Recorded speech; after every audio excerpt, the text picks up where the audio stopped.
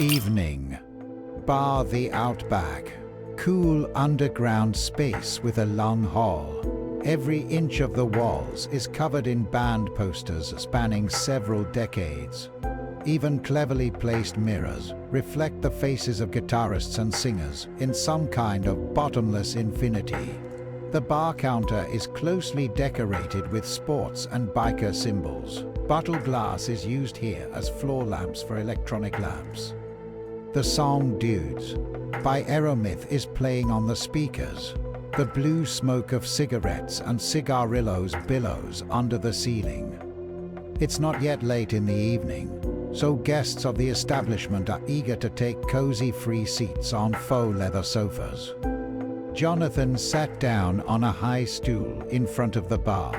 He intends to spend another hour or so in a secret place of peace, lubricating the strings of his soul before or after a difficult week.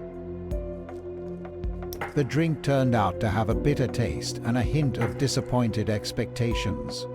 But as always, the door to the bar opened briefly, and the heat and smell of melting tires wafted from the street. A heavy hand landed on Jonathan's shoulder with a familiar slap. Hey baby Montana. Noel is a police officer and Jonathan's friend since childhood. Their families and destinies in the past and now are closely connected. Jonathan half turned in his high chair. A dark, black-haired man in a beige shirt and jeans stood next to him. His brown eyes radiate warmth. The man grins widely. Noel Rodriguez adjusted his belt, clearly referring to the trophy in the form of a police officer's badge hanging on his belt next to his service weapon. He sat down next to him on an empty chair and leaned his elbows on the bar counter. He even sits on a chair like a cop. Jonathan thought. Position pose. Controls the entrance and room with his gaze. He quickly became accustomed to professional habits. Buddy, I knew I'd find you here.